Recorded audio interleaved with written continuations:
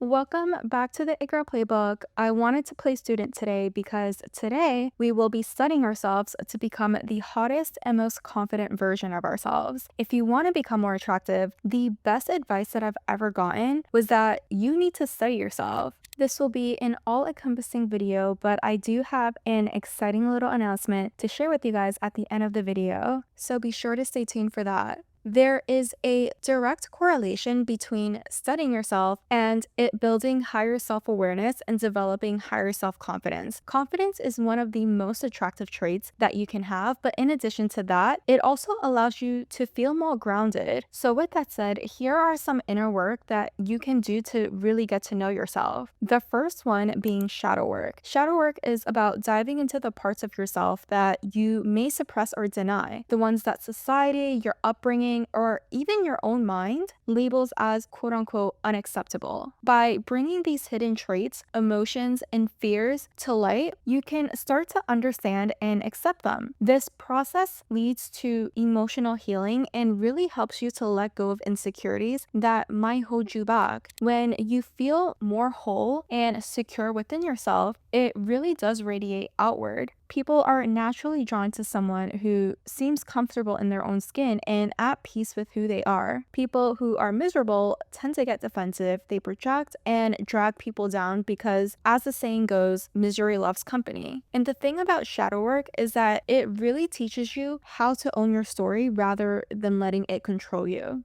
The second item on the list is learning your attachment style. Your attachment style is essentially the blueprint for how you connect and interact in relationships, whether it be romantic, platonic, or even professional relationships. Whether you lean towards secure, anxious, avoidant, or a mix, understanding our attachment styles actually gives you clarity on why you respond the way that you do in certain situations. For example, if you notice you tend to pull away when people get too close, exploring your attachment style might reveal past experiences or childhood upbringing that shaped this behavior. And once you recognize these patterns and where they come from, you can better navigate certain triggers that you may have and create healthier boundaries for healthier relationships. You'll be in tune with your emotional needs and really be able to communicate it more effectively, which not only enhances the way that people see you, but also how you feel about yourself as well. And the last thing on the list that has helped me personally is learning your love language. Your love language reveals how you give and receive love, which also offers a lot of insight on your emotional needs. By understanding it, you can really navigate relationships more intentionally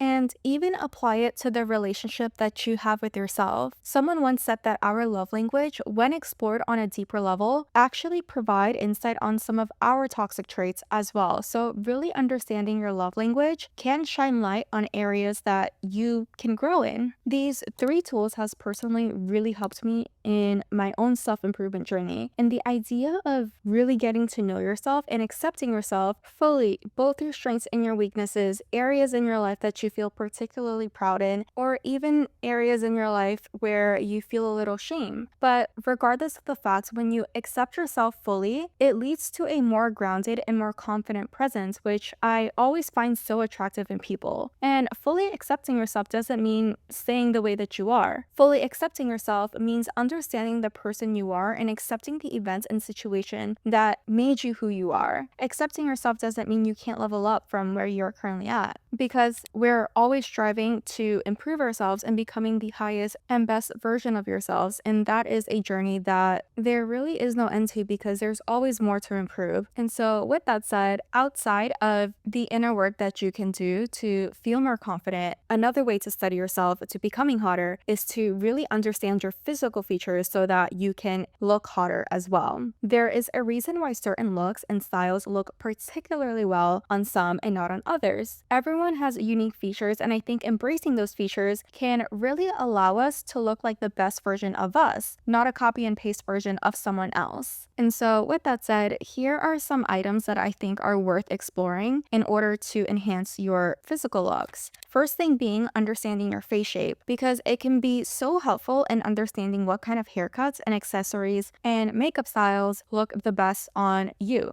Speaking of makeup styles, you can even go a step further to explore what kind of eye shapes and nose shapes that you have to understand even more specific makeup looks that best complement your unique facial features. The second item on the list is really understanding your body shape and body ratios because it can be so incredibly helpful in finding clothes that best complement your figure and find styles that you may never have thought of exploring. And on top of this, it could be so helpful when it comes to shopping because you can really choose pieces that you are more confident in. Another thing on the list is discovering your personal color palette, which I think takes into account your skin tone and other physical features like the color of your hair and complexion to give you a color palette that complements your complexion rather than make you look washed out. This is like that test where you discover whether gold or silver looks better on you, but on a completely different level. My mom always taught me to take care of my appearances, especially when you're outside of the home and in the presence of others. Yes, many people may say it's wrong to judge a book by its cover, and you shouldn't do that, but we live in a society where that is just the reality. The way that you present yourself to the world is not only a reflection of how much you value yourself, but also reflects the level of respect that you have for others. The principle is the same for when you go in for an interview. You don't just go in sweats, right? And so it's about conveying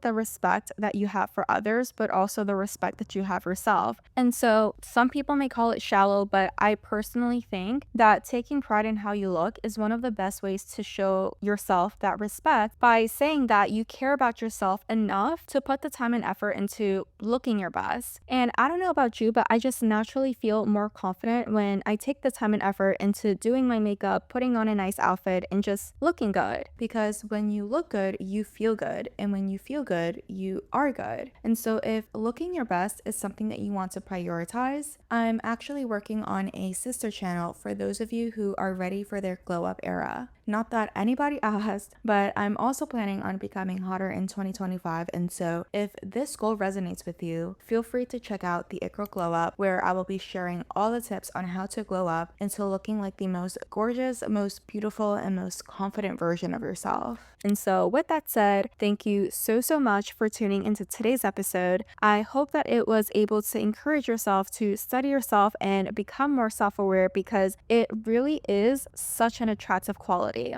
I hope to see you in the next one. And in the meantime, as always, stay hot. Bye.